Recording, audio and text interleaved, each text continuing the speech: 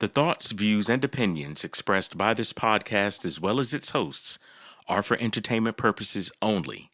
The viewpoints expressed, although based on very real topics, are not to be taken as fact. With that being said, enjoy the show. Hello, world. Hello, world. Hello, world. Welcome to Pardon the Politics podcast. We back. I'm back. Really? Yes, sir. Yes, sir. Yes, sir. Hello, world. Hello, world. Welcome to Pardon the Politics podcast. We back. I'm back. Yes, sir. Yes, sir. Really? Pardon the Politics podcast. Hello, world. Welcome to Pardon the Politics podcast, season 3, episode 15. I am your co-host Jeezy. Along for the ride, I have my brother Manny. Manny, what's good, brother? Man, it's going good. Hey, got my brother Chuck on the other side. What's going on, brother? Really? Hey. What it do, fellas? We are back for another episode. To our listeners, hey, man, thank you for tuning in for another one here at Pardon the Politics in this crazy political space that we have seemed to now call home. We here now, so we might as well just make it as comfortable as we possibly can. I was gonna say, can we even call it crazy at this point? No, bro. This is borderline Arkham Asylum, bro. We are real life Gotham City, bro. Yes. You remember that scene from Star Trek and Captain Picard gets up and he's like, damage report? That's why I feel like we're at every day. Damage report. Manny. I was about to say, Manny. I know who Jean-Luc Picard is. I know Star Trek Next Generation. Bruh. I'm well aware of who it is, what it is, but I can't recall no episode. Less of the episode, more the GIF that has gone around where he's just like damage report. Yes. Okay, yes. there we go.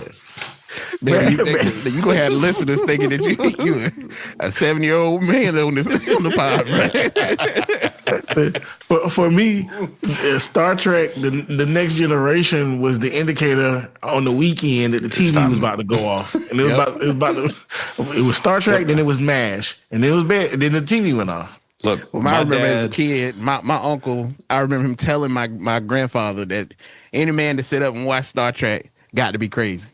Bro. My dad would watch it religiously. Bro. Religiously. Bro. Nah. Shout out to all the folks that watch it. We were proper people. We were proper people. When people used to watch MASH. When the TV used to go off. When grandparents watch grandparent shows. Now the grandparents want to be on Real Housewives and posting on IG, going to the club. See, that's what, bro. We were proper people when we had proper grandparents, bro. Grandma wore stockings, jean skirts, denim skirts, a moo in the house. Yep. Not outside with a tissue bonnet in between it. Facts. or torn up brown paper bag. Yep. Yes. Bro, throwback. When they medication that was out of date. We were a proper people when black women used that hot comb off the stove. Yes, sir. Straighten their hair, burn out half their edges. But we were proper people, though. We were proper people, bro. When you wore a wig because you had to. All other options have failed. And when you medically had to. You spice it up. You just turn it around. And now everybody's just wearing, bro. Whether they got a reason to or not, bro. Even me. You could tell, bro. The man units. The man. We were proper people, bro. When you could look like George Jefferson, bro. It was okay. It'd be all right. It was okay to look like George. It was a sign of wisdom. Like you don't wisdom and maturity in your life. Hey, time listening. That's our segment of when we were proper people. Oh boy, yes sir, yes sir. So y'all also see what we're on for this episode. We know what time it is today. What type of time we are. Well, speaking of time, we got an update for our first segment on the Iran-U.S. war, parentheses, Israel, I guess. / conflict. Lebanon. Yep. Semicolon Lebanon. Bruh. So we got to talk about hold Iran. on. We got one more. Apostrophe Pakistan. Oh, yeah. Can't forget Pakistan. Well, Pakistan is trying to bring the temperature down. They trying to. Yeah, that's why I do it. That's why I did the apostrophe. You know, the conjunction. Mm-hmm. What's your apostrophe function? S? So for our first segment, we're going to give an update on the war. Earlier this week, there was a bit of a deal that was struck. There was a ceasefire that was announced. Whichever way you want to look at it. Trump said it was a deal. Iran in fashion said ain't no deal. But apparently we did get at least an agreement that there was going to be a ceasefire. The conditions of that ceasefire immediately after it was announced, they didn't even have an understanding of the deal. I don't know if it was even immediately after it was announced. It was like in the midst of the announcement. Hey, what we agreed to? We got a ceasefire. But hold on, what did we say we was gonna do now? We thought Lebanon. We said Lebanon. Bruh, it was a mess. So I don't even know if you can call it a ceasefire, which we're going to talk about it more in a little bit of how fragile it is, because the foundation of it to begin with was already just crumbling. I would say this is the closest we've seen to a country-to-country handshake pinky promise deal than we've seen in decades at this standpoint. Bruh, a pinky promise got a little bit more structure than this. This ceasefire, air quotes, reminds me of when you try to separate egg yolk from egg white. Oh, bruh. Terrible. Terrible. Mm-hmm. I did see a method, though. They say if you get a plastic bottle and but I ain't doing I've tried that and failed. I've tried that and failed. It failed? No. Okay. I failed. If it didn't fail, it's AI on the computer. That's all I'm going to blame it on, because it was terrible. Well, the framework of this, it was, of course, by Donald Trump. It was stated that we had a big win and things were going to happen. And this ceasefire was going to allow the space for negotiations to happen. But the U.S. and Iran officials met over the weekend, led by J.D. Vance and Jared Kushner. They had 21 straight hours of negotiations in Pakistan, which, these were high-level direct talks. There were no back channels. There was no, this wasn't symbolic whatsoever. This was actually legit 21 hours straight of them trying to negotiate. And the core issues of this was the U.S. obviously demanding Iran scale back or dismantle parts of their nuclear program. Yep. Again, thought there wasn't a nuclear program, but whatever. I thought it was obliterated. But Iran was refusing without major sanction relief and security guarantees. But at the end of the results of those 21 straight hours, at the time of this recording, there has been no deal, no framework, and no next step has been announced. So this wasn't, a quick meeting that just fell apart. It was a full day grind, and they still walked away, both sides empty-handed. So when we look at just this part of the 21 straight hours of talking and the fallout of what has happened, what does this tell you about what's going on? Do you feel like the two sides just couldn't agree, or do you think they really never planned to come to a deal at all? And I'm gonna throw this to you, Manny, to answer Paul's first. What do you think? Woo. Do you think I had to, bro? I had, bro. Hey, yo. Crazy. Yeah, bro. That was egregious. That was a yellow card. But what do you think, Manny? I mean, at least they're talking.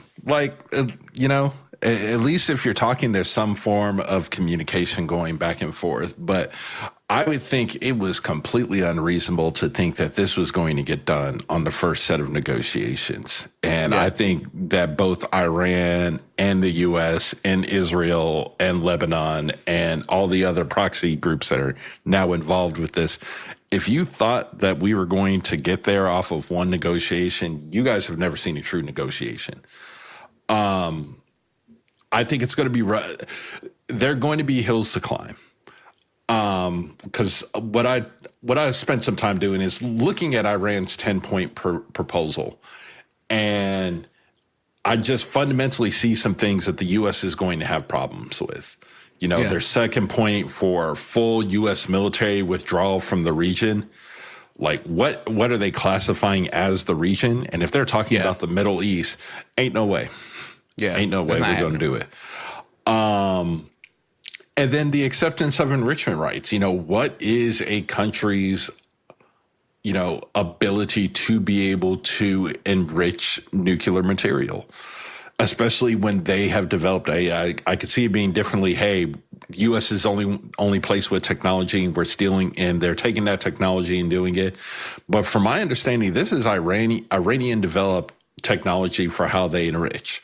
So I think that is going to be a hill to climb. The other hill I think there's going to be to climb is Iran wanting war reparations.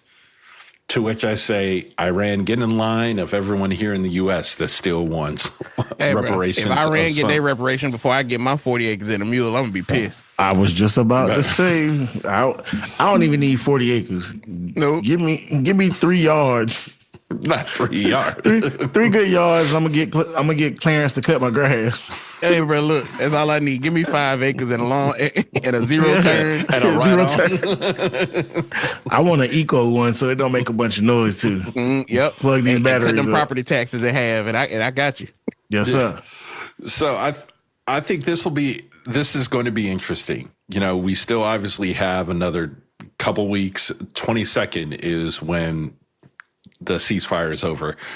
And I think that they'll have to come back together if either side is truly at a position that they want to be to come back to negotiate. I think from right now, the U.S. is projecting that, like, hey, this is all on Iran to decide if we come back to the table. And like, I don't think that's fully true. I think we have as much, if not more, reasons to return to the table than Iran does. As long as I believe, as long as Iran has the Strait, Iran has the leverage at this standpoint. Yeah.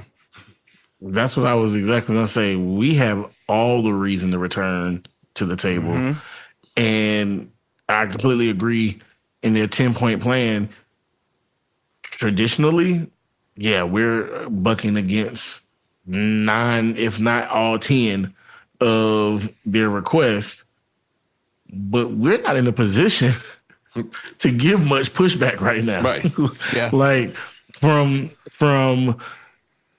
inflation being up in the recent reports, we're not even going to talk about gas. We know what gas is doing, but guess what? Yeah. Well, we have to mention gas because in turn, with the rising gas prices, everything else is going to go up.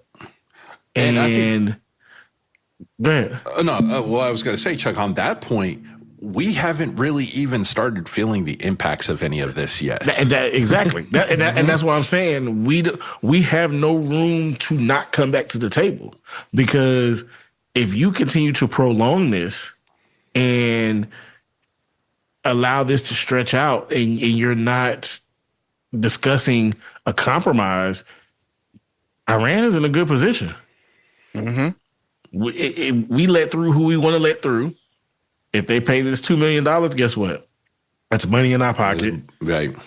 And, there's reports that the U.S. is going to unfreeze some more assets, Iranian assets, to give back to them. Why do I need to even come to I'm getting my money. Right. That's why when you look at Trump stand up on that podium and say, we're winning, the war's already won, unless Trump, you represent Iran.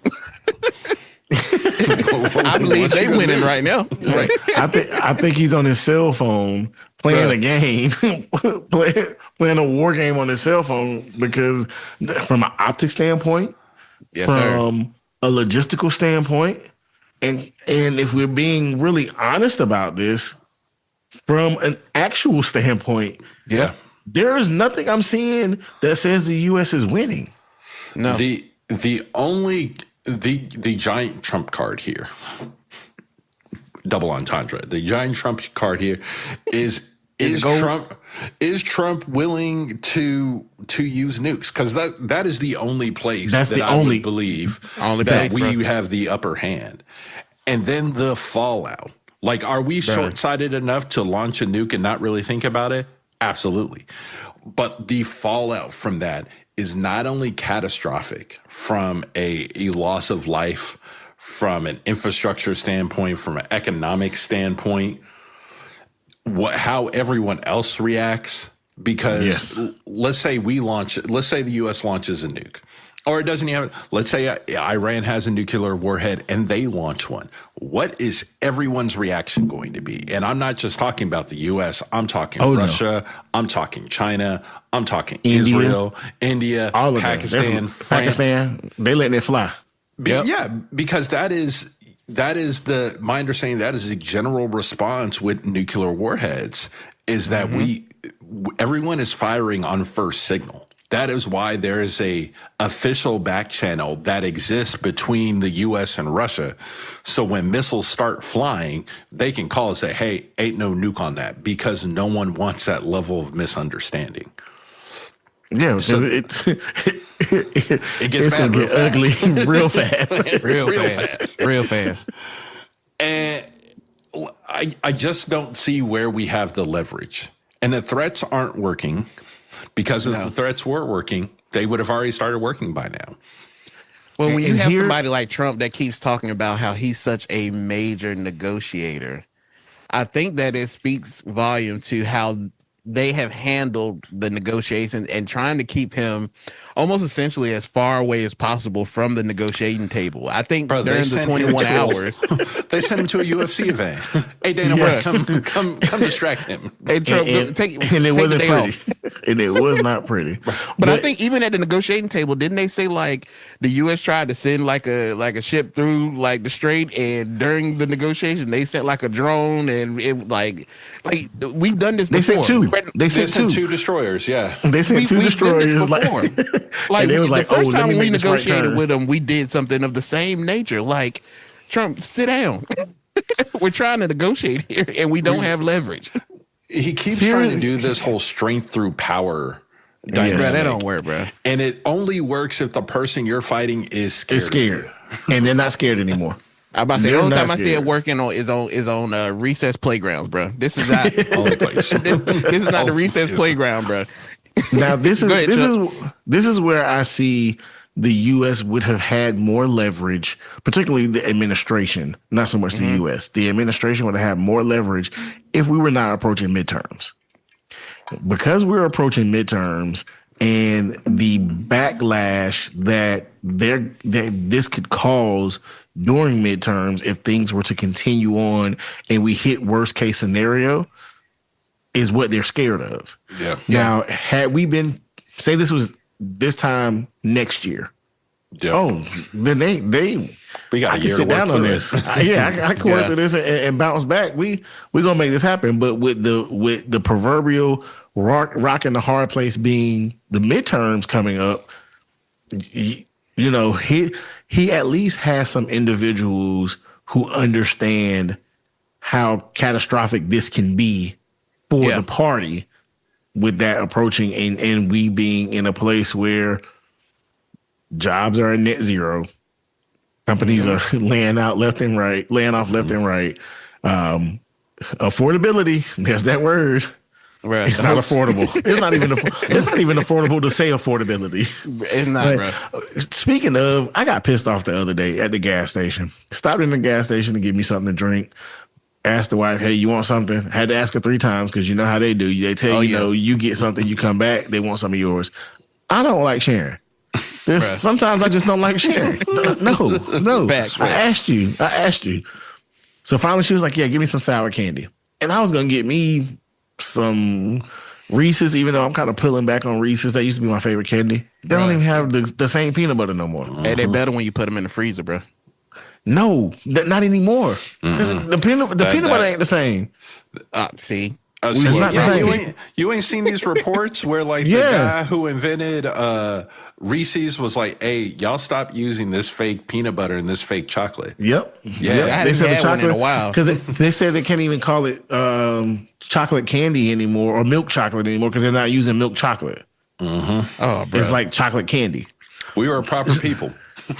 Bruh. When my candy said milk chocolate. Chocolate. The basis of my rant was I went to go get it and I refuse. Look at that candy being $2.75 for a regular size and $3.50 for a king size. Why am I paying that for some candy? Bro, king size used to be $1.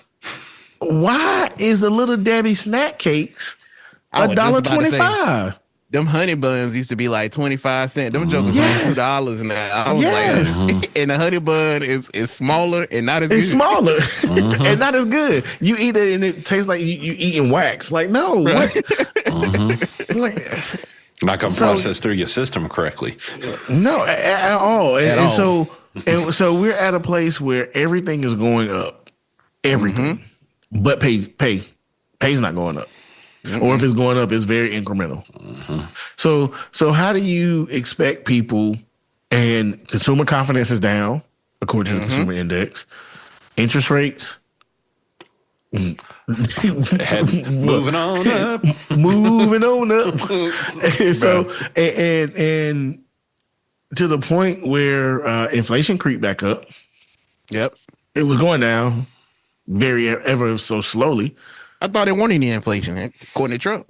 Well, you know. But it won't inflation because he couldn't get Jerome to do what he wanted him to do. Yep. Right. But yeah, to that point, it is very telling that the Iranians, number one, I'm surprised they let Jared come back because they didn't want to talk to him. They didn't even want him involved. Him or what is it? Witkoff. What? No, sorry. Right. with cough. Yeah. Sorry. That came out kind of wild. I'm going to go sit down now. Agreed. But they wanted to talk to JD. And when JD is the sensible voice in the room, I'm a little worried because that ain't even that man's real name. Bruh. I don't trust no grown man who got to change his name up like that. Right. You are not Batman. Sir, you are Bruce Wayne.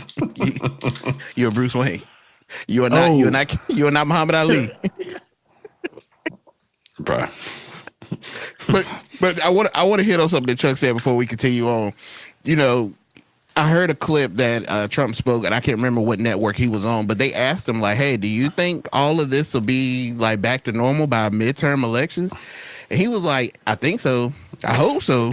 Then he said, but it may be a little higher by then, too. And I sat there and said, that man gave 3 answers in one. Yes. No. It made me think of something, though. It made me think of something. I believe, Manny, you brought and said this before. When you look at the midterms and the leverage, when you talk about the leverage that the U.S. has or lack thereof, they got about 90 days to figure this out. Because people gonna know what they want to do in the midterm in July. If they haven't already made that decision. If they already ain't made, and you could argue that these some primaries are already made up. These primaries gonna tell it. It's gonna tell it. So you look at you have the president saying, I hope that things will be leveled off. Chuck made a great point that we haven't even felt the real implications of what's taking place with Iran yet. It hasn't even hit us yet. And people are already struggling. This can't pan out well, but within the next 90 days. Because the wave is still coming regardless. And geez, in that same moment, they asked them, they said, there are reports that tankers are coming to the Gulf of America to fill up on U.S. oil. What are your thoughts on that? And this man says, well, you know, it's called the Gulf of America because I changed that. It used to be the Gulf of Mexico. But, you know, I made it Gulf of America. I thought about making it Gulf of Trump. That's not what we asking you, Bro, man. not what we asked him at all. Bro, we about to enter a whole nother character arc with Trump, bro. Dementia Donnie. Dementia Donnie about to be wild, bro. He just be talking. But that's the crazy part. Like, because we're really moving as if hope is a political strategy. Bro. It's Obama's fault. It's Obama's fault. Because he told us hope. Hope.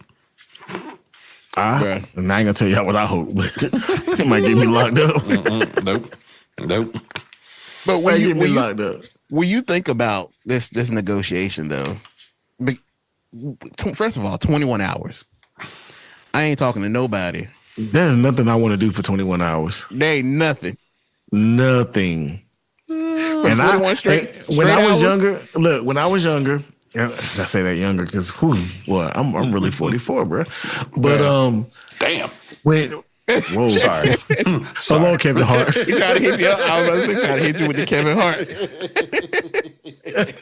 But that sports network, I ain't giving nobody no love on here. They ain't paying us no money.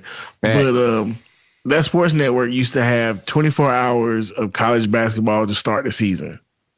And I made it to about 17, 18 hours.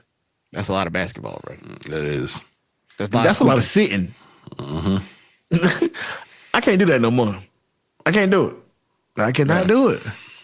So to be discussing this type of stuff for 21 hours, and also, they got strong accents. I ain't gonna be able to understand. Can you say that again? What'd you say? Who brought in the food? Did we get Jimmy John's? Did we get anybody get any Chinese trash food? Jimmy John's, bro. You know when you got to deliberate, bro. You always get the trash food, bro. 21 hours. They don't want you comfortable. Oh no, you ain't gonna get comfortable. We gotta give you something that keep you up out of here. We get just enough space between your stomach and your backbone. Just enough. Look, that's why them restaurants be having hard seats. They want to get you in and get you out. Mm-hmm. Don't get comfortable. But for 21 hours, you think about it, that's a long time to talk to someone.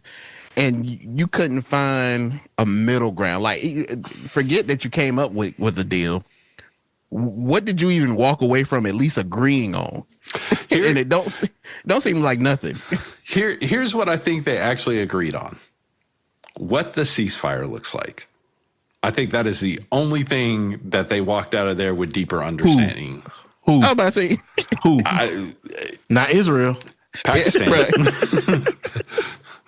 I think Pakistan got an understanding. Pakistan got an understanding. They're like, okay, you said this and you said that. So together it means this. Well, Manny, I'm glad that you said that because that's the next part of this segment that I want to talk about is the ceasefire. It's a temporary ceasefire that's hanging in I want to say a thread, but a thread might be too much. It's too thick. Too thick of a hope. Too thick of a hope. Bro, thank you. But when the ceasefire was announced, and we talked about it at the beginning of it, there's no clear understanding of the ceasefire because Iran said that everybody would stop. Everybody would stop. We're not sending nothing. Of course, we got that little cousin that don't listen. Israel said, look. That is what Israel is. That little bad cousin that don't listen. That bad cousin that bite people. Get everybody in trouble. They like to steal. And what's crazy about all this is Israel very much went from, hey, gung-ho about Iran. They were like, oh, U.S., y'all got this? Cool. We going back over here to Lebanon, which is the main battle we've been fighting for the last year. We're going to go back over here. We let you deal with it. It's like that, to the same analogy. Little cousin went and got big cousin to go fight the bully so then they could go back and fight the other person. Like, they're back at home tearing all the stuff up. Tearing it all up. They when you think about this and then not being able to come to a deal after the 21 hours and the ceasefire, hanging by a thread, if this thing breaks, and let's be honest, it probably will, do we go right back to where we were at the beginning before this ceasefire, or do you think that things are going to get worse? I think if we go back to the ceasefire completely falls apart. Yeah. I think we absolutely step back into some level of escalation. Okay. Because at least what we know right now with Trump's threats to China about the 50% tariff, the U.S. is also trying to prevent other countries from getting involved and not on our side. Yeah. So I think we very much go back to that. I think if you're the U.S., I would hope from a military standpoint, you have to be assuming that Iran's just using this time to load their stuff back up, to get stuff back together, ready to go again. But I'm actually a little bit optimistic. I actually don't think the ceasefire is going to end. I don't think anything gets solved before the 22nd. I think there's an extension. But I think they start rationally thinking about this. You know, I just driving on my way home. I saw one of our local gas stations. Their gas went down 10 cents. So I think you got to think politically. We've now gotten to the point gas is starting to ease. You know, we got the report earlier this week that egg prices are down to the historic levels from their highs. No, not historic levels. Not historic. Sorry, it's down recent. Yes, recent levels. My eggs is not back to 56 cents per dozen. So You're right. They down from recent trends. So yes, we have that piece down. You get your gas prices are starting to come down. It does again. Listen. Let's not buy the rhetoric of gas prices coming back down. When you raise it by 72 cents and you bring it down 10 cents, it's still up. It's still very much up. I'm still paying over $40 to fill up my tank. It's still up. But even from that point, it's like, okay, with it attempting to look like it might start receding in some capacity, like, are you really going to drive all that back up? Because You know what's funny? And you mentioned that the other day I was driving and thinking about, and this was before my candy rant, the day that caused my candy rant. But I was driving and I'm like, all this crap has gone up in price. But when things get quote unquote resolved or at a end point, it don't drop back down. It does. Like, why have we not been back below $2 a gallon in gas? Because graphs look better when they go up and to the right. Like, why? So now we're 3, and of course, depending on the area you're in, determines your gas price, but upwards of $3.50 to $3, between $3.50 to $3.70 for me around this area.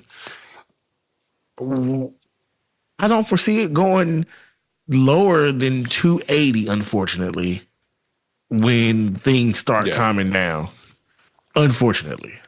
And that pisses me off to think about it. I think you're spot on with that. I think the lowest we get back to this year is under $3. And that's like best case scenario. Best case, yes. So again, back to the U.S., there is very little incentive that we have to let this play out. Now, it'd be a different story if we actually use the oil we produce, but that's not the thing that's really getting ready to add the squeeze. Already, U.S. farmers are having issues, and now we're talking about early in the growing season, and then there's dependent on synthetic fertilizer. They had them issues last year. Yeah, coming into this year before the conflict popped off. So to add, like you said, early in the growing season and the shortage in fertilizer, where we got most of our fertilizer from overseas, and now they're like, what are we? We were already on the brink of bankruptcy. Like knocking on the door. No, we weren't knocking on the door. The door was open. Mm-hmm. And they had 1 foot in, 1 foot out. Do the hokey pokey, turn yourself about. And now you put this in this conundrum. So the price of fertilizer has jumped up. I think I saw somebody say they were paying like 200 and something. I can't remember the exact measure for fertilizer. Now it's over $600. Yeah. What in the how can I live? Now, forget be profitable. Forget making money. How can I live? Yep. It's nasty. You muted, Jeezy. You muted. I was saying you're not even in a position to even break even. No, Not at all. That's terrible, bro. You're in the hole. Somebody threw you a rope, but they didn't hold on to the end of the rope to pull you out, Bruh. You just, man, it is ridiculous. You know, you said something about tariffs, and I don't know if y'all heard, there was a clip that they asked Trump. I believe when Manny mentioned that he talked about 50% tariff on China. Did you hear Trump's formula of how he calculates his tariffs? Oh no, I didn't. I believe I have it here, brother. Okay. And how you calculated your latest round of tariffs? Was there a formula that was used? And do you expect any of these countries to face tariffs as well? The formula was a formula based on common sense, based on deficits, based on how we've been treated over the years, and based on raw numbers. And we're going to have a couple of more coming out today. Brazil, as an example, has been not good to us, not good at all. We're going to be releasing a Brazil number, I think, later on this afternoon or tomorrow morning. But they're based on very substantial facts and also past history. You look at the past history, we never had anybody in the White House that understood the numbers or into We it still like don't. that. We still don't. Before we comment on what he said, bravo to whoever set that music behind that. Oh man, Bro, absolutely comical, bro.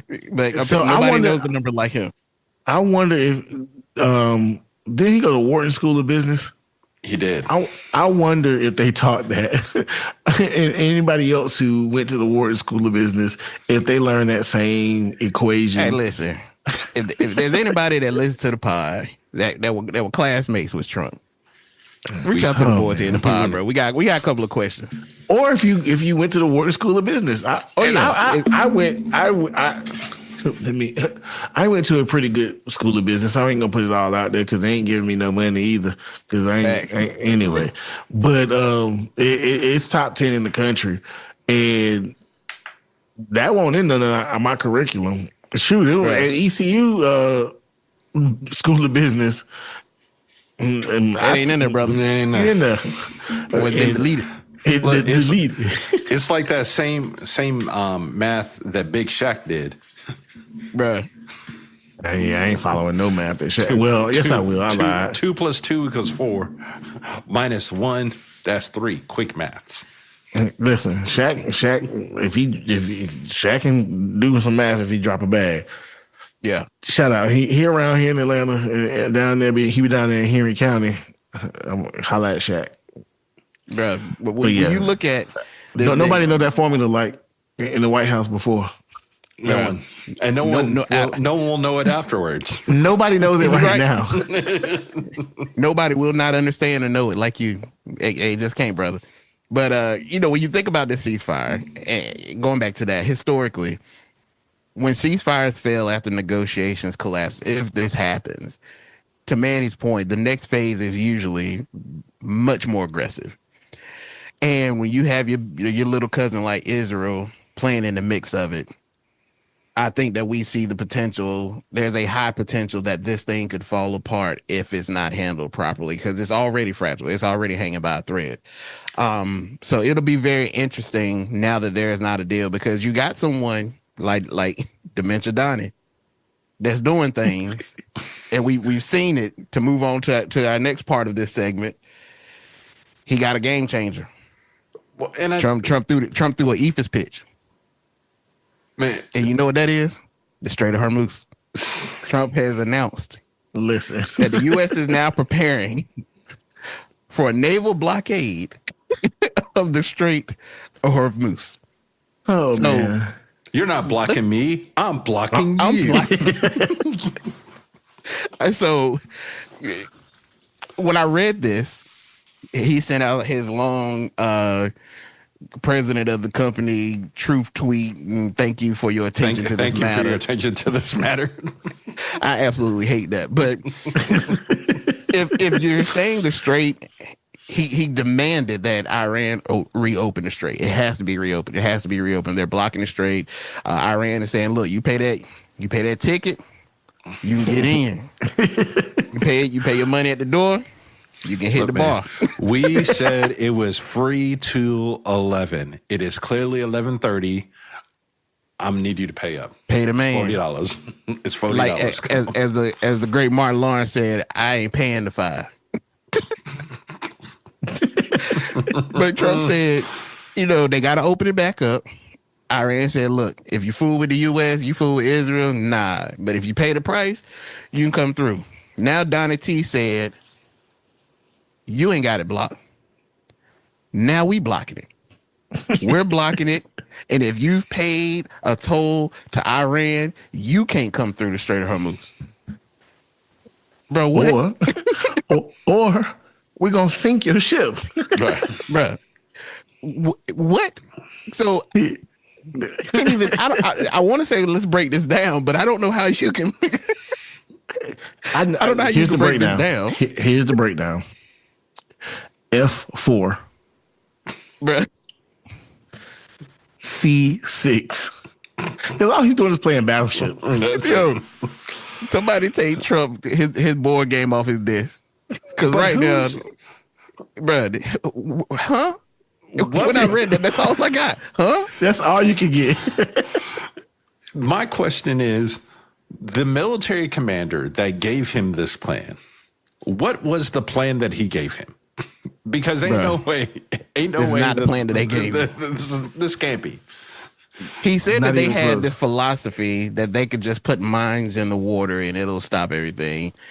Trump said, well, we're going to get those mines. We're going to go. We're going to get them out.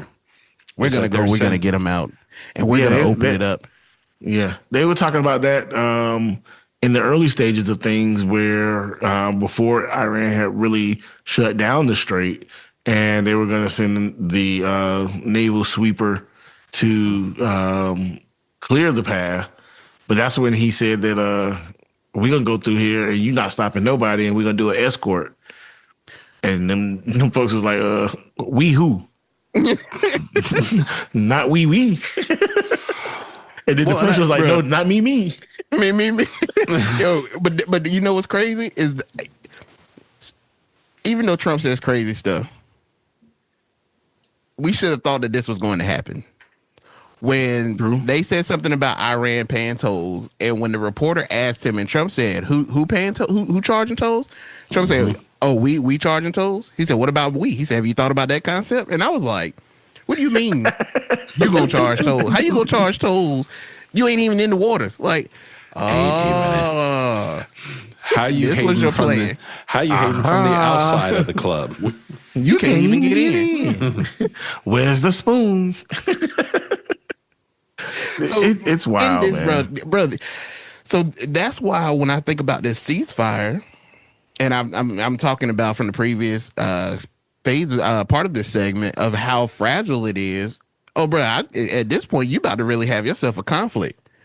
If Iran's saying that no, we have control of the strait.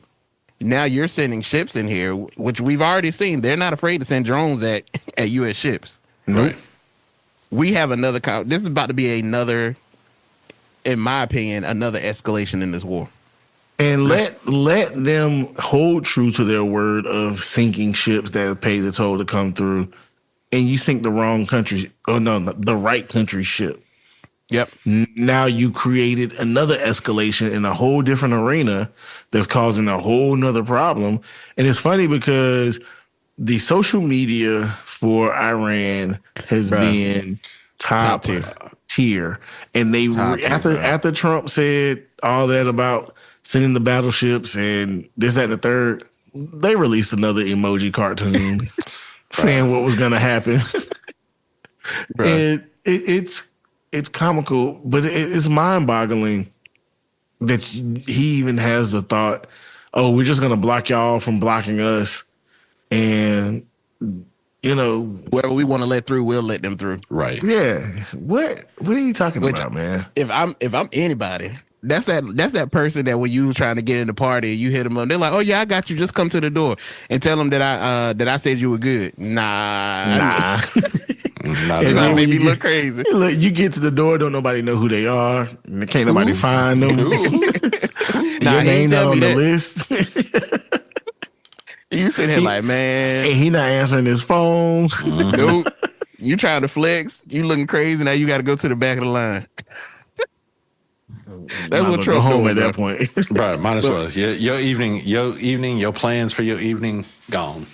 It'll be interesting in how this plays out, but just to reset, to close out this segment, the talks has failed right now. The ceasefire is barely holding on, and now we're talking about playing a blocking game with one of the most important oil routes in the world. So, in any of this, it does not, at least in my opinion, view to be a de-escalation. If anything, it looks like that the pressure's starting to turn up. And this will be very interesting in the coming week how everybody watches this, and most certainly how the key players that are in this war respond, particularly with Iran, what Israel does, their conflict with Lebanon. And I just will say this, that there's a lot of people getting the short end of the stick in this, and it is definitely Ukraine and Gaza. Right. Ain't nobody talking about. Ain't no one said a word about them since. Ain't said a mumbling word. And I thought about it the other day. I was like, bro, what could possibly be going on in Gaza right now that we have no idea about, because we have turned a 180 to Iran and what's going on with the U.S. and Iran, and what may be taking place or what hasn't taken place, and what's needed with the condition that Gaza and the Palestinian people were left in with what was taking place between them and Israel. So, my last quick note on this, as we watch this unfold over the next week, I would not be surprised if we see Lebanon somehow removed from this deal. I do not think Lebanon's involvement will last into this deal. I would be shocked if, because I think it'll probably be about Wednesday, Thursday, when we start hearing talks again about people getting back together. I would not be shocked if at the end of this deal period, if a ceasefire is set up between the U.S. and Iran, and Israel and Lebanon are left out of it. that's crazy. That'll be interesting, because what kind of corner does that back us into if Israel decides, oh, I want to kill somebody else? Mm-hmm. Well, I think Israel will have its hands full. You remove Lebanon and Israel from no. I'm talking about. I'm not talking about their conflict between each other. I'm talking about Israel striking in Iran, because as we have reported before and had been put out there, that every individual that the U.S. was trying to negotiate with was eviscerated by Israel. And so I do agree with you that for this to be successful, they're definitely going to have to remove Lebanon and Israel's issues out of the ceasefire, because it's up, it's stuck, and it ain't going nowhere. Right. Even in that, can the U.S. even contain Israel so that they can get this done? Because every time it seems like the U.S. may be getting a step forward, Israel comes and knocks us back 3. And when you have Israel saying there's still objectives that they want to achieve within the Middle East, you got to get them under control. And it doesn't appear that they'll be able to. Sounds like that's not my ministry. Look, it's that bad cousin. You got to send him back to grandma. He can't keep coming over here. You got to stay back at his mama's house. He don't know how to behave. Keep taking apart my toys. He don't know how to act. We got to stop inviting Israel to the family reunion, bro. He can't come to the sleepover. Little bad cousin can't come to the sleepover. If he come over, his mama got to come pick him up. Yeah, when it get dark, he got to go home. Yes. But that is our update on the war with the U.S. and Iran. So moving to our next segment, we have someone made an appearance this past week that we don't normally see. In this segment, we're going to be talking about Miss Melania Trump. in the Epstein files. They're coming back. You know, Iran been telling you the only reason all this going on is because of Epstein files. That's it. Right. So, you know, for someone stepping into one of the most controversial conversations in politics, you look at the Jeffrey Epstein files, and the difference in this is that Melania doesn't really talk. And I see why. For good reason. I see why. She's built a reputation on really staying quiet. She's very much seen and not heard, which is not very typical of a first lady. She tries. I think you know, Donnie T pushes her out there a little bit more in some weird situations. Sometimes she was reading to the kids at Easter, which that may be a tradition that the first lady does. But with her English, no, sir. She didn't read to the right group of kids. Like, we can't understand you. Kids should have did like her husband be doing, where he be talking to people with a little bit of an accent. Yes. I don't know if y'all saw Trump at the Easter event, but he was talking to the kids, talking about Joe Biden and his auto pen. Yes. Bruh.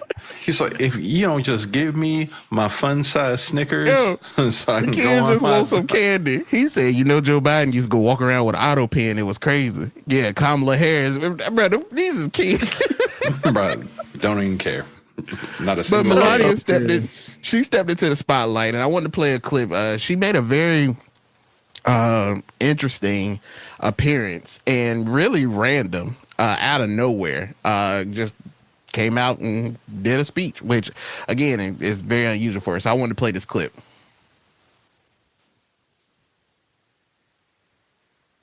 I never been friends with Epstein. Donald and I were invited to the same parties as Epstein from time to time, since overlapping in social circles is common in New York City and Palm Beach. To be clear, I never had a relationship with Epstein or his accomplice, Maxwell. My email reply to Maxwell cannot be categorized as anything more. I'm gonna stop right there. Thank you. For Trump to treat people the way he treat them with their access, I know good and well he don't have no conversation with Melania. No. I can't listen to Melania, and I got more patience than Trump. But she came out of nowhere. I mean, left field, literally with this speech that she delivered.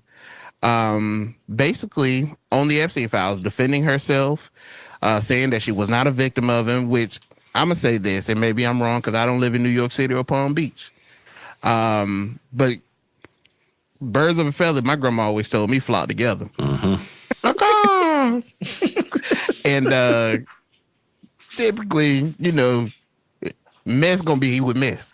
And for you to say that y'all just frequent the same social circles, it sounds like that a lot of y'all might have been into the same thing. But that ain't none of my business. Allegations. But here, she said that she wanted truth and accountability of those that were involved with Epstein and Epstein-related matters. She said that the public deserves transparency and that justice cannot be selective.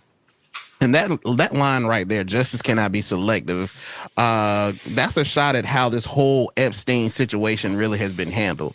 So when you look at someone like Melania, who stays out of the spotlight, suddenly talking about something this heavy, and I mean, she went as far as to, you know, say Congress needs to do something about this. When you see someone like her who doesn't hardly speak talk about something so heavy, does this seem to make it hit harder to you, or does this raise more questions about what is being hidden in these files or lack thereof? Well, it raises more questions for way more questions than answers. Yeah, that's the perfect way to say it. Way more questions than answers, because I already had apprehensions. And the way things that are presented have been presented previously lets me know that there's a lot of people not telling the whole truth. You're telling part of the truth and giving enough information to try to sidestep any direct connections. But what's very interesting about this, first and foremost, it was unannounced. It just, she just popped out unknowingly, and then the reports came out that Trump had no idea. Yeah. That she was doing this. And her team and her team alone. That's it. And so when she did it, everybody was like, what's going on? And for this to be the reason that you step out and address this, and the heat from the Epstein files had died down. It was like on low. It was on simmer. I won't say the heat was on simmer. I would just say the Iran war came in at that's what I was going to say. That's why I say it's on simmer, because I'm gonna break it down to it was definitely not leading in topics for sure. It's not. It's like when you cook that meal, you cook your rice, and your rice is boiling, and you get it going, and it's at its point where I can put it on low and get a low simmer, put the lid on. It's still hot, but I got my pork chops that's over here frying right now. And this Iran conflict is the pork chops frying right now. And I got to put my focus on this, but I know my rice is over here on simmer because I want to keep it warm. I don't want to get it cold, but I can't let it burn. And that's where it was. And when she popped out, all of a sudden started talking about this, it turned that heat right back up. Let's turn this up, because this rice ain't quite done yet. I need to stir just a little bit, and so for her the declarations, because these were strong declarations that she made. Yes, sir. These were not just some passive. Oh well. This was we could have passed each other. Yes. This attorney reviewed press conference. Yes. And for her to say, Maxwell, girl, you know that woman name. Because that email was very informal. That email that you sent was not somebody who by chance we exchanged information. And that was, that's my homegirl. That's y'all might not be the best of friends. And it's very interesting how the women dynamic is with the ranking of their friends, their girlfriends, and then that girl that they'll go out with, but they ain't the best of friends. Really cool with. And that's what it feels like. It feels like that girl I'll go out with, but it's borderline. And just the nature, one, of Melania popping out and speaking. Yeah. I can count on both hands for both terms of this presidency of how many times I've heard her speak. Bruh, it is very even with the movie. Even with the movie. There was not a lot of promo of her. It wasn't like a big sit down interview rollout. Like Melania does two things very well. She gonna show up, and she gonna have that fit on. She be fitted up. The fits I ain't gonna hold her. She be fitted up. You cannot take away from that woman. She be fitted up, bro. But that's it. But, you have her come out, and I mean, Chuck, you made a good point. There were some key details that she said in this that kind of what Manny said, very, very attorney, crafted statement.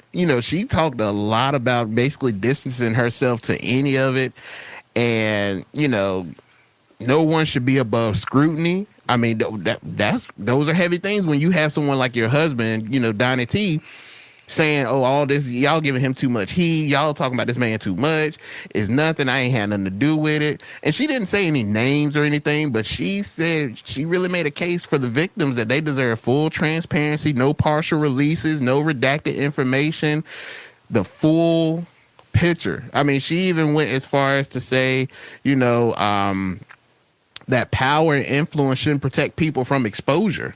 Like, that's pretty major when you look at what potentially, allegedly, your husband's involvement has been with this, if true.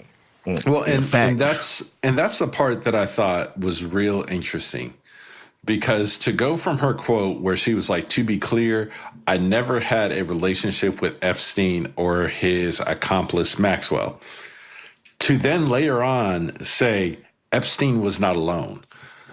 Bruh. Well, if you weren't involved, how do you know he wasn't alone? Like that. That sounds like, 2 + 2 like you know + 44. Like Facts. so, and for her to have again popped it out, for me, it reads as if they're trying to get ahead of something. Yep. Well, being that you said that, there was a report, and I feel like a little messy little girl on this end. So there's a young lady by the name of, and I'm gonna tear this last name up, but peace be the They read journey. the Bible. Amanda Ungaro, I believe it is, came out and was like, "Melania, you lying," and I got the receipts to say you lying. And you keep it up, I'll expose everything. But what's very interesting about this is her former partner, Paolo Zampali, they broke up. And the rumor is that he had Trump get her deported. Amanda deported. Yep. And Boy, messy. You want to deport me? And I know your dirt. Messy. And so it's and this is a recent deportation. Like this ain't last year. Yeah, this is recent. He got bitter beer face and used his connections to get her up out of here. And so she's like, okay, that's wild. Okay, I'm gonna let the yapper sing. And the rumor, the reports out there is that this energy was presented before she posted it on social media. This energy was presented, and they was like, okay, we got to get you out here and get you ahead of this. Because this was a very random pop out. Mad random, bro. Again, the headlines, if it was this important about you distancing yourself from Epstein, she could have been this should have been this eons ago. done this. Which is crazy to the point you made earlier, Chuck. It won't even like you was like in the headlines this week of your connection to this. Like, yeah, the moment was just so entirely random. That to me, that's like my 5-year-old coming and saying, "Yeah, I didn't do that." Yo. What are you talking about? I ain't even saying nothing. Like, we all done been there. Like, Daddy, I didn't touch your pens. Cause I just got on Logan about that. I got everybody. I'm getting that phase of that dadhood where I got my bag that I have my nice pens in it, like those ones that you know what I'm saying. Don't touch those. She came in here and was like, "Dad, I didn't touch your pens." Wait, huh? I ain't even said nothing about the pens. She's just trying to let the record be known. So now I got to get up and go look, man. You done drew whole pictures. Well, I put it back. See, you could have got away with it, and I wouldn't even know nothing. Melania, you could have got away with it. We ain't even know. Now you saying something. Now everybody got to say, okay. They might have had a little sympathy for her had she not opened her mouth like this. Maybe because again, I'm a little messy girl. It's never too late to start some mess. But the rumors and the reports were. Melania was a part of a call girl service or escort service. There's somebody who even dropped old screen clippings of an old website that was used for this service. But interestingly enough, one of the video clips where they show Trump introducing Melania to Epstein, he was still with his second wife when they were together. Because he introduced her maiden name, and which I ain't even about to try it. But, I'm about to say, what is Melania's maiden name? Something. That's a good question. I don't even know. It's something. But he introduced her, and it was her maiden name, and it was like, yeah, Trump was still with his second wife during this time period. MAGA Christians, how would you feel about that? Man, they don't care. They don't care. And then building off of that, like you look at all of Melania's comments in this standpoint, talking about, giving the victims their chance to be heard. The hearings doesn't fix the architecture of this situation. Let's run this back. Epstein was arrested in 2006. He got the deal in 2008. Got rearrested in 2019, and then he died. Like, the issue has never been accountability. They've known who to hold accountable. It's how this has been set up from the gates. This has always been set up like Epstein knew too much, so we can't go at him so hard. Yep. And then you're looking at everything else. So Bondi, she was supposed to have her congressional hearing that's now effectively been canceled because they were like, well, we called her here because she was acting as attorney general. Now that she's not attorney general, she don't really need to come. So you got that. You got Howard Lutnick. So if one person is mad at Melania, it's Howard Lutnick because she put all the eyes back on him because he's going to go speak before Congress. And I think that happens early in May. But the new name that's now been added to that list of people who got to go speak to Congress is William Gates. He's got to head Billy boy. He's got to head there to speak to Congress on the 10th of June. So. Right. At any rate, I don't think that this was a genuine push from Melania on accountability. I really think that this was let me get out there before it get out there. And if I say something now, maybe when everything will hit, the public eye, the court of public opinion will show me some grace. Yep. And I'm gonna be honest with you, Miss Melania, you be fitted up.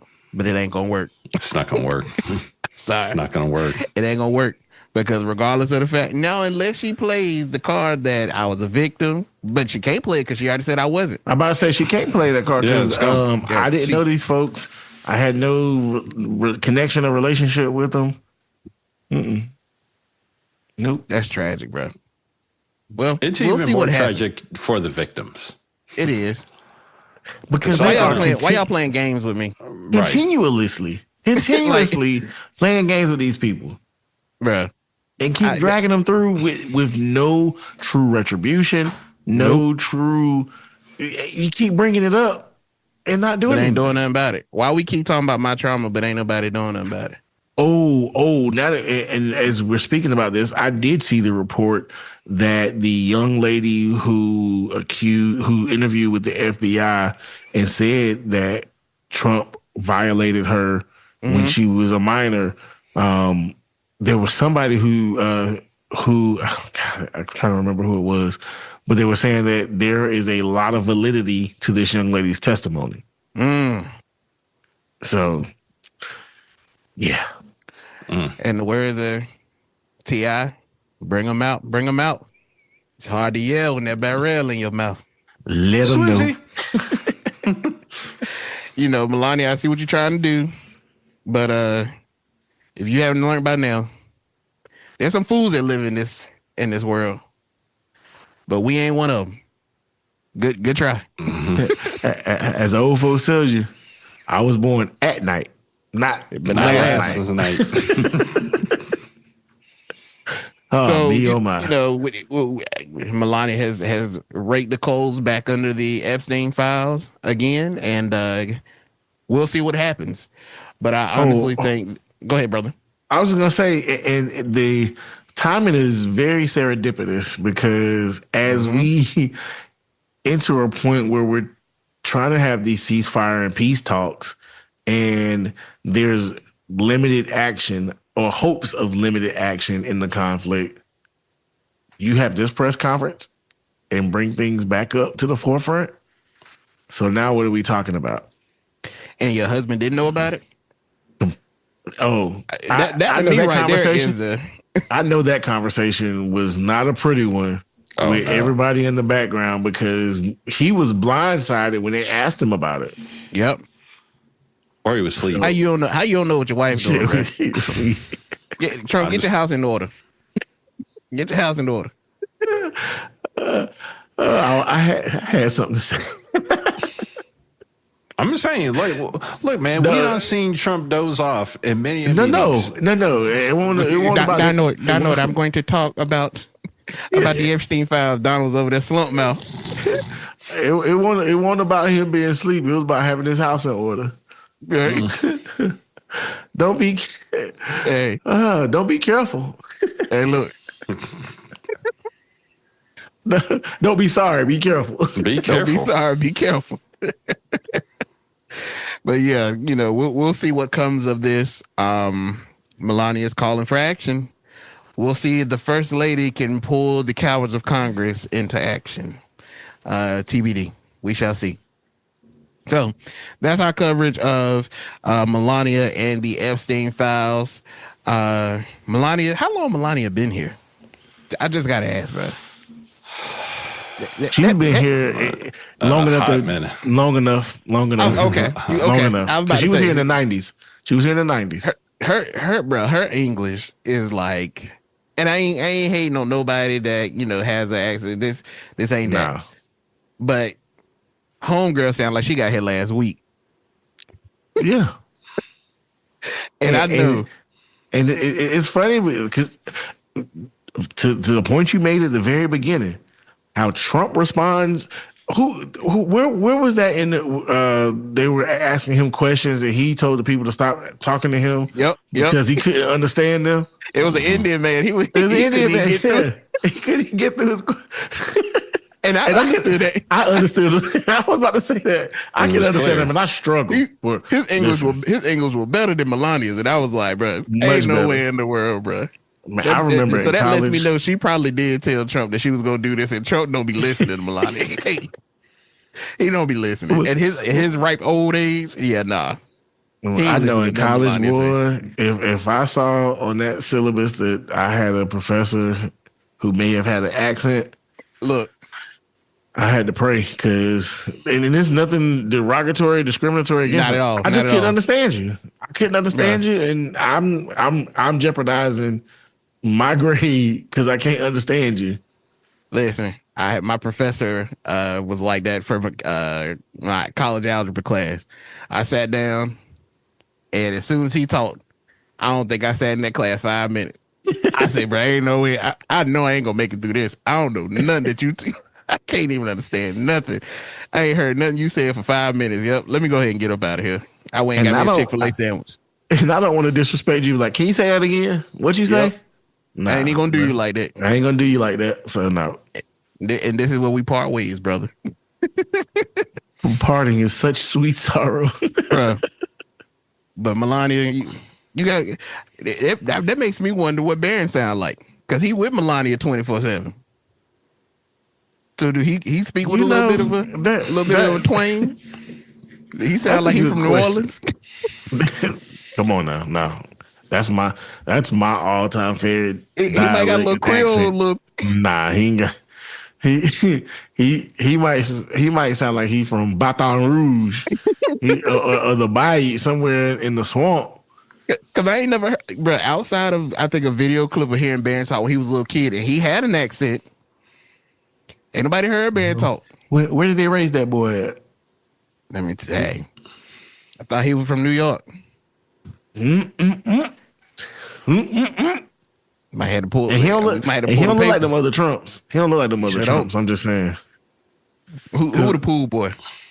Not the pool boy. Who the gardener?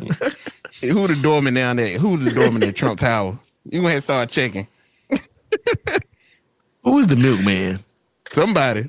Cause that boy don't look nothing. And Melania ain't a very tall female of herself. You know boy got that height from. You know who Barron looks like? What's my man from Despicable Me? I was gonna say Dirt. Y'all wild. You wild, G. You wild. He like good old Dirt, Dallas Maverick legend boy. And Dirt like his women dark. Yes, sir. Lonnie ain't He dark enough for him. Nah, she ain't dark And she enough don't for cook. him. And she don't. Yeah, dirt like to eat. Yep. Mm-hmm. But That's bruh, a fact. we got off topic a little bit. I'm sorry. Y'all I'm sorry. Well, we reached that point of our episode, fellas, where it is time for the pickle of the week. We've got your pickle. We've got your pickle. We've got your pickle.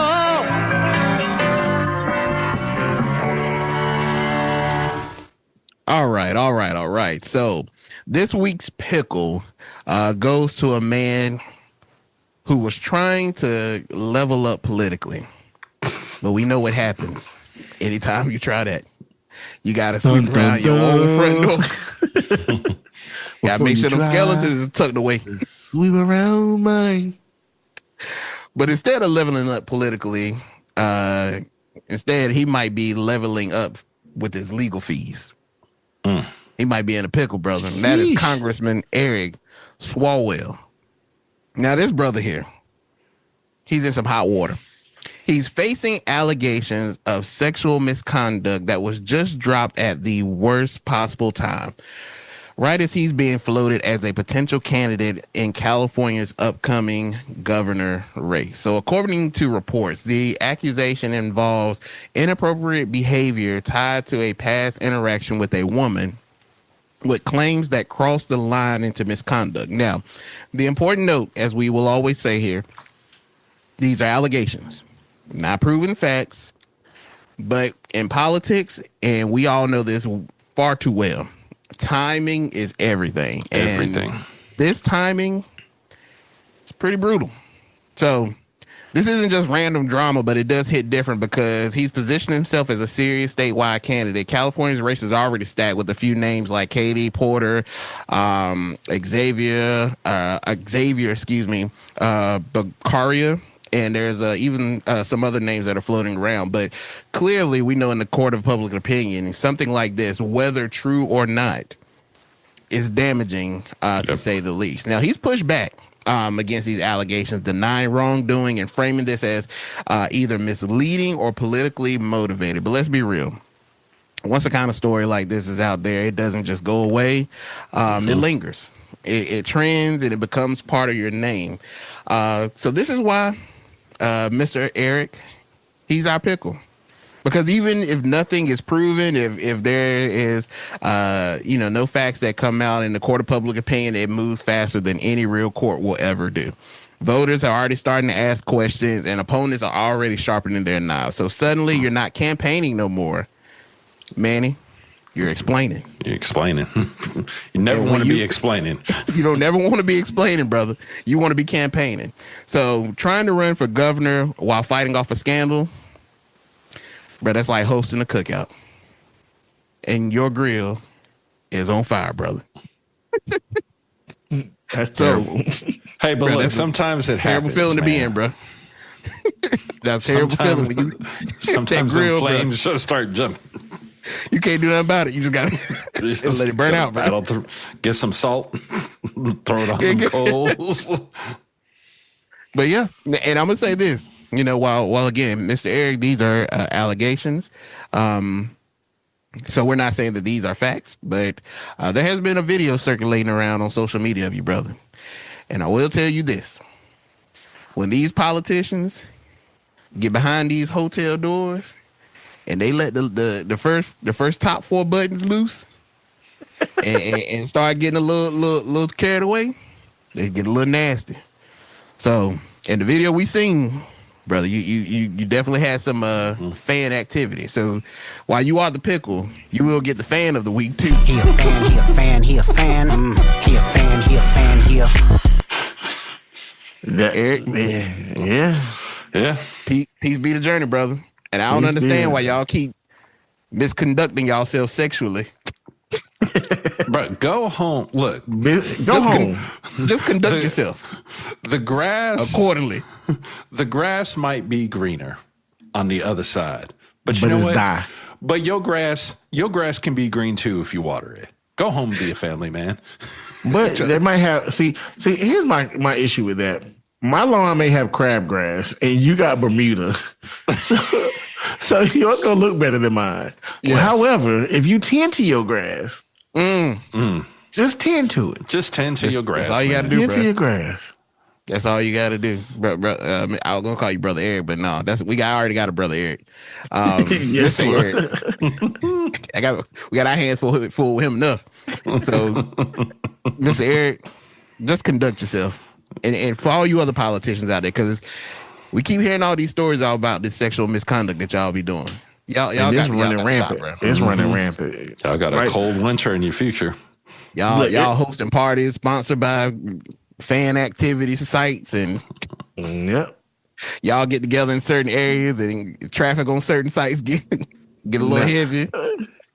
Now I don't know the validity to this, but I saw somebody post that Grindr is going to be hosting. Stop. Listen, and I want to say it was like a party or something coming up for America 250. I think that UFC. But yeah, like Jeezy said, man, y'all got to stop. I mean, we know this stuff has been going on for forever, but it's starting to get pulled to the light more frequently. And it's too much, bro. One time is too much, but bro, y'all got to stop. Conduct yourself, as my grandma would say, conduct yourself accordingly. Yep. That's all you got to do. Act like you got some sense. That's it. That's all. Some good old home training. My house, some black. But brothers, we're at the end of our episode. And at the end of our episode, to our listeners, we always like to give you our spotlight of the week. So to my brothers, what are your spotlights for the week? I'm going to start with you, Chuck. Where's Waldo? Uh-oh. Okay, maybe not Waldo. But where is Satoshi Nakamoto? Uh-oh. Well, if we can't find him, first off, we need to know who is Satoshi Nakamoto. And for those who don't know that name, that is the creator of Bitcoin. The mysterious, the unknown, the mythical creator of Bitcoin. And this week, my spotlight goes to Satoshi Nakamoto because there is a New York Times reporter named John Carreyrou, who is the latest individual to step forward and say that they have solved the great mystery of who is Satoshi Nakamoto. And the person that he has said he believes is Satoshi Nakamoto is none other than Adam Back. And you say, who is Adam Back? Really? Yeah. Interesting. Okay. Of course, Manny knows who it is. So Adam Back is a 55-year-old British cryptographer and CEO of Blockstream. And he is the inventor of Hashcash, a proof-of-work system cited by Satoshi in the original Bitcoin white paper. He was one of the first people that Satoshi ever emailed. So here's some of the evidence that is presented on behalf of the John's argument of believing this is who Satoshi Nakamoto is, to the point that he said that he's somewhere between 99.5% to 100% certain that he solved this mystery. So it might be him, or it is definitely him. Yes. So he built his argument on stylometry, I guess is how you say it, which is linguistic analysis and circumstantial timelines rather than cryptographic proof, where many people have used this to try to, quote unquote, out whoever they believed was the mysterious Satoshi Nakamoto. So linguistic matches. The investigation analyzed over 134,000 posts from cypherpunk mailing lists. 3 separate writing analyses identified Back as the closest match to Satoshi. Excuse me. Furthermore, there are hyphenation errors. So Back reportedly shared 67 of 325 distinct hyphenation errors found in Satoshi's writing, nearly double any other suspect. There's obscure phrasing. And then one of the strong points that he used in coincidental timelines is there's a silent period.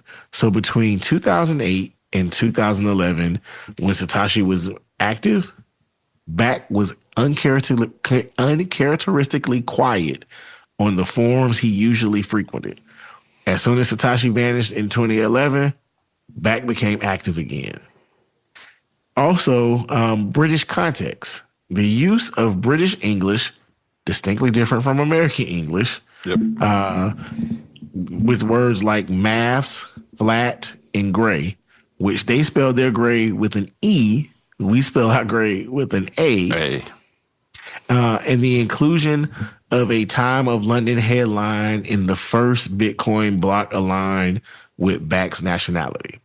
So now there are some rebuttals, and Back has vehemently denied the claims stating that he is not Satoshi Nakamoto. And so he goes to say some of this is just coincidental, the shared environment of the cypherpunk community, and there's a lot of intellectual culture that's shared during that period. Like Jeezy said earlier, birds of a feather. Some not just flock together, but speak the same sometimes. There's a statistical bias because he said he was so active on mailing lists, any linguistic tool is bound to find matches simply due to the sheer volume of his text. That is true. However, the percentage of matches is very interesting. A very interesting notion. So the reason I bring this up because this has been a big to-do over the years of people trying to figure out who the creator of Bitcoin is.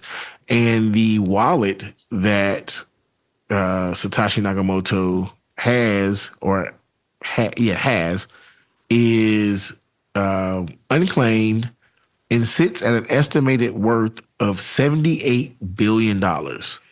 Wow. So outing who is the true Satoshi Nakamoto could be very dangerous to that individual's life because these private keys to this wallet and people want to get their hands on it. And so, I brought it as a spotlight because Bitcoin, although down right now, and we said this in pre-pod, it's still a big bag for anybody.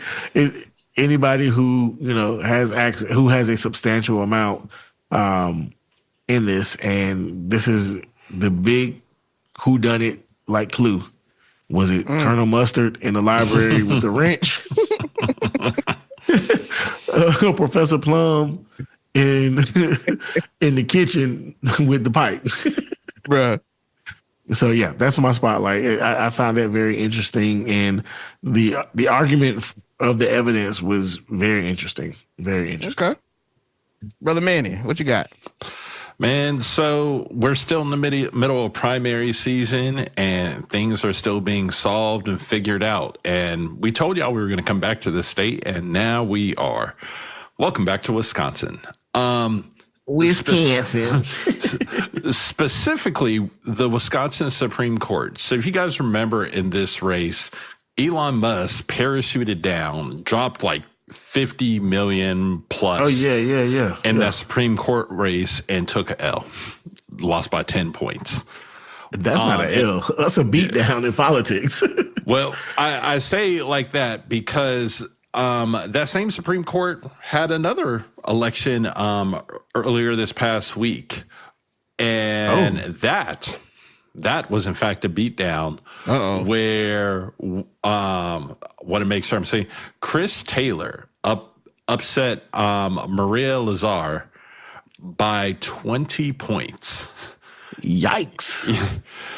Yeah. So what does this ultimately mean? This ultimately means that the Supreme Court for Wisconsin as a state is now going to be a liberal court for the foreseeable future. And I believe the next seats that they have coming up are conservative seats. So the Republicans or the conservatives will have to fight to keep the remaining two seats that they have. And this wasn't close. Taylor was able to run up voter turnout in kind of two counties very specifically, Dane and Milwaukee. And Dane, Taylor won it by 67%, and Milwaukee by plus 51. So won those two counties very convincingly. That's a wash. Yeah.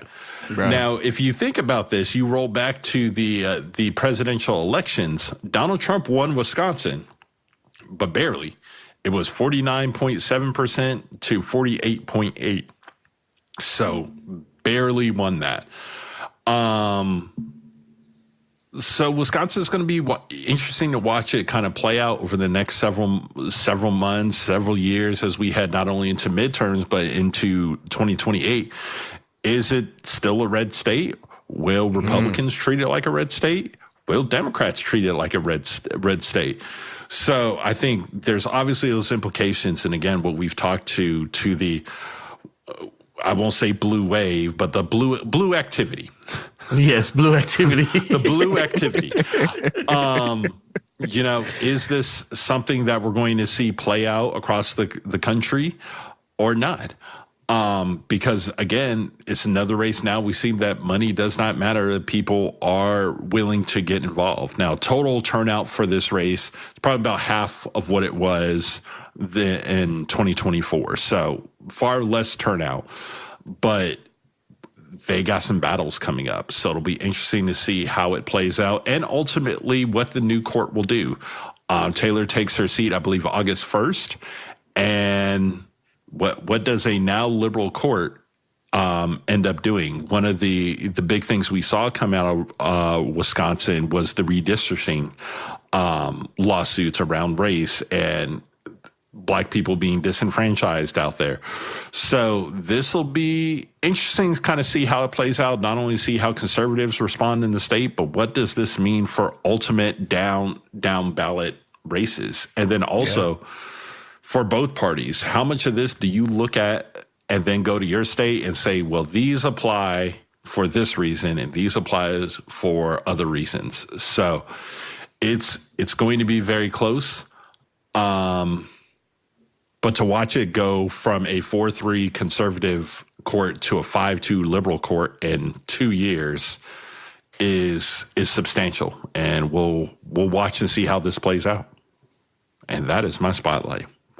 That's big. That's major. That's major. If it's any indication for the Democrats, don't fumble the bag. Bro, they gonna fumble the bag. I know we talked about it, bro. I know. Fumble this bag. But our confidence is not there. How many alley-oops are you gonna miss? I mean, all of. Who was it? Patrick Ewing as a coach. What is that shot? Do you practice this shot? Do you practice that shot? When? There we go. To take a shot, your coach call a timeout and question why you did that. Wow. Player confidence is shot. Gone. Well, for my spotlight, I'll wrap it up. I have a confession to make, and to my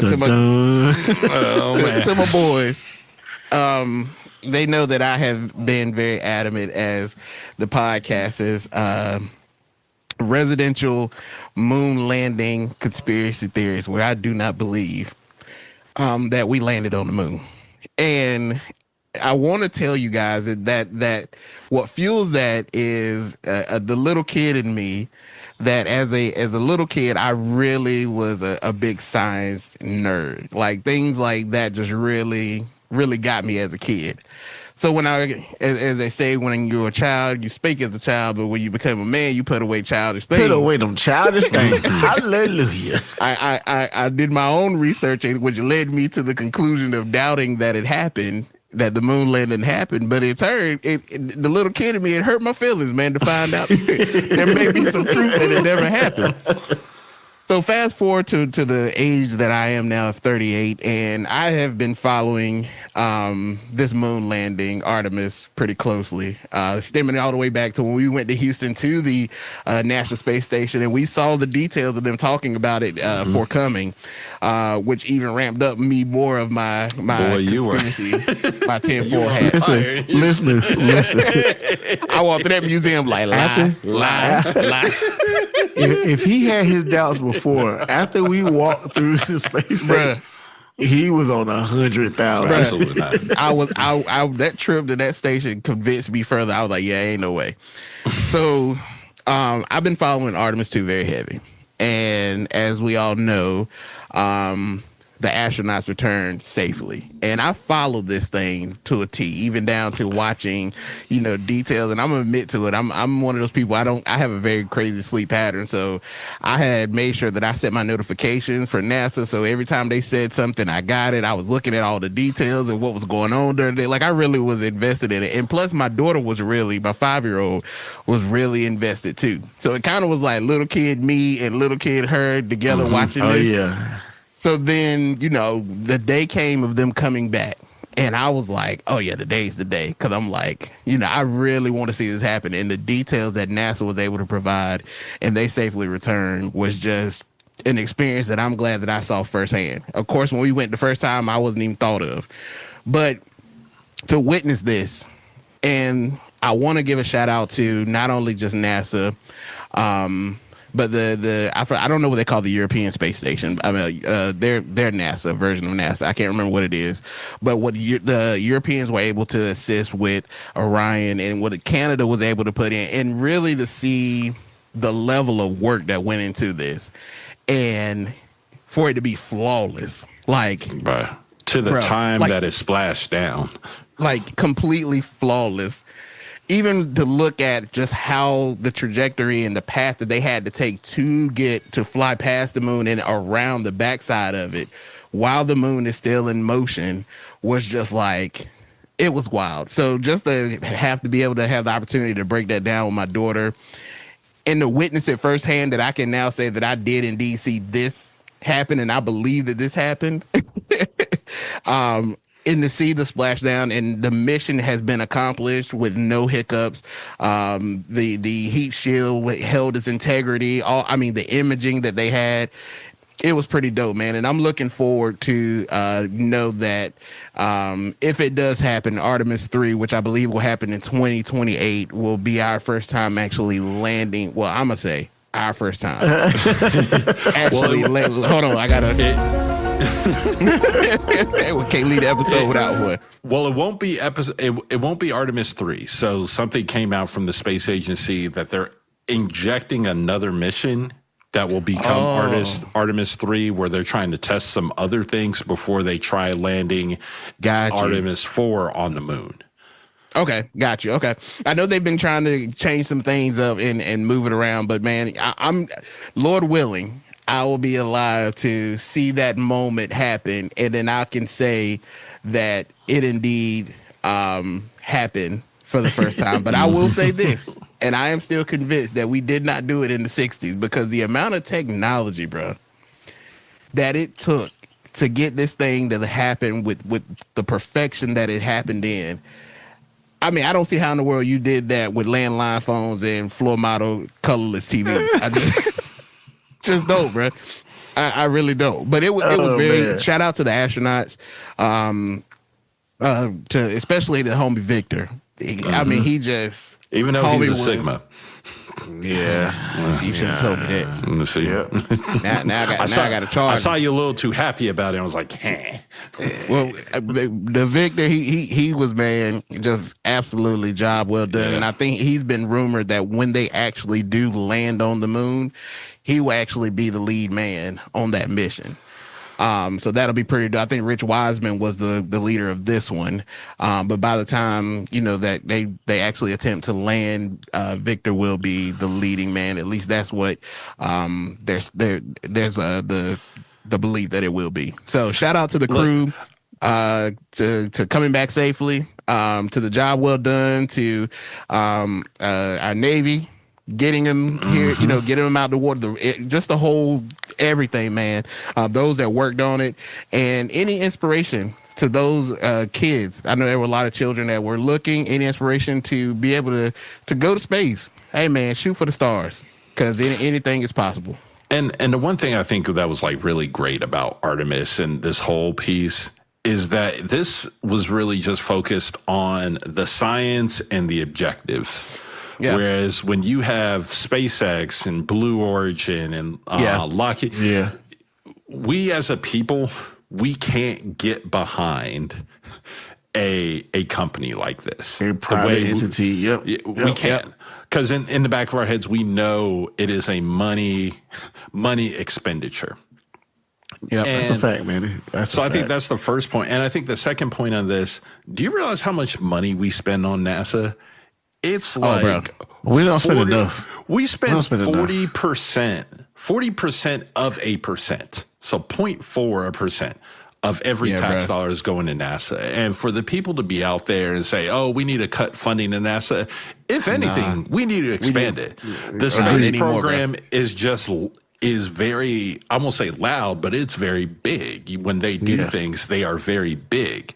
But it is not costing nearly as much as, I don't know, conflict in Iran. But we need to fund our space program, man. We do, bro. And even to that point you make, that for the amount of funding that the lack of funding they don't have to do what they have done is even more of a feat. Because, I mean, job well done, man. Job well done. It was inspiring to me. And, you know, I can only imagine being out there in space and seeing that site, how just life-changing that could be. And Victor came and on his return spoke about how, you know, that meant, especially him being a believer and a Christian, just how much it meant to him. So it was dope, man. It was dope for me to see that with my daughter. And y'all know how Logan is. Mm-hmm. When they, I'll tell you this to conclude, because you know how Logan say just whatever. But when I was telling her, like, that when they come back in, there's going to be a period of blackout where they're not going to be able to communicate with the astronauts. Bro, what's she? So when it cut out, Logan looks at the TV and she says, "Oh my God, Dad, they're gonna die." Immediate escalation to death. That's the only way this plays out. Logan, no. I said, no, it's a planned blackout period. She said, no, it's not. No, it's not. That's your child. Leave it to Logan, bro. I'll leave it to Logan. That's what I'm called. That's my life segment, my ever-ending life segment. Leave it to Logan. But yeah, shout out to the team, NASA, all those that are involved, the astronauts, and I'm sure as the weeks go on, we're gonna have interviews and all these, you know, amazing pictures that we'll be able to see that we have not had access to in the years prior. So exciting moments. So I'm looking forward to that. So that's my spotlight, man. So we have reached the conclusion of our episode. To our listeners, first of all, you got to like, you got to share, you got to follow. Follow us, spread the word. Shout out to those listeners. Whether you have been here from the beginning, day ones, whether you just got here, it doesn't matter. As we say here at the podcast, if don't nobody love you, we all love you. We appreciate you lending us your ear for the duration of this episode. And we hope we see you at the next one. So, brothers, anything else? All hearts and minds clear? We good? All clear. May we stand, brother. May the church say amen. Amen. To our listeners, we will see you at the next episode. Take care, world.